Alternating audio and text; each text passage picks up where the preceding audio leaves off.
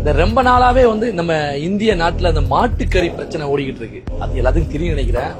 இந்த ஹலாலு ஹராமு, மாட்டுக்கறி திங்கிறவன் அப்புறம் உண்மையான தமிழன் கிடையாது, இல்ல உண்மையான மனிதனே கிடையாது அப்படின்னு சொல்லிட்டு நம்ம இந்தியாவுல, குறிப்பா வட இந்தியாவுல, வடநாட்டுக்காரங்கள யூபி, பீகார், மும்பை இந்த மாதிரி ஏரியாக்கள்ல வந்து பாத்தீங்கன்னா மாட்டுக்கறி வச்சிருக்கிறவங்க அடிக்கிறது, சாவடிக்கிறது இதுதான் நடந்துகிட்டு இருக்கு. இப்ப நான் நிக்கிறது சவுதி அரேபியால நின்றுட்டு இருக்கேன். சவுதி அரேபியா ஜித்தால நின்றுட்டு இருக்கேன். சவுதி அரேபியா ஒரு கடையில மாட்டுக்கறி வாங்கலாம்னு சொல்லிட்டு வந்தா, வாங்க காமிக்கிறேன்.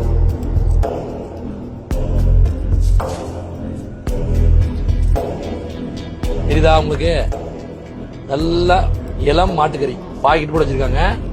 எங்க இருந்து வருதுன்னு சொல்லிட்டு காமிக்கிறேன். ஃபுல்லா வந்து பேக்கிங் பண்ணி வச்சிருக்காங்க. இது எல்லாம் எங்க இருந்து வருதுன்னு பாத்தீங்கன்னா நல்லா பாருங்க. தெரியுதா? அலான் சன்ஸ் பிரைவேட் லிமிடெட். எங்க? மும்பை, இந்தியா. இதை விட்டுருங்க, மும்பைல இருந்து வருது. இத பாருங்க, உத்தரப்பிரதேஷ், இந்தியா. மும்பையும் உத்தரப்பிரதேசம் எங்க அமெரிக்காவிலயா இருக்கு, இல்ல இந்தியாவில இருக்கா? மாட்டுக்கறியை வந்து திங்கக்கூடாதுன்னு சொன்னவன் மாட்டுக்கறியை வந்து ஏற்றுமதி பண்ணாம இருக்கணும்ல. இந்திய அரசாங்கம் தெரியாம ஏற்றுமதி பண்ண முடியுமா?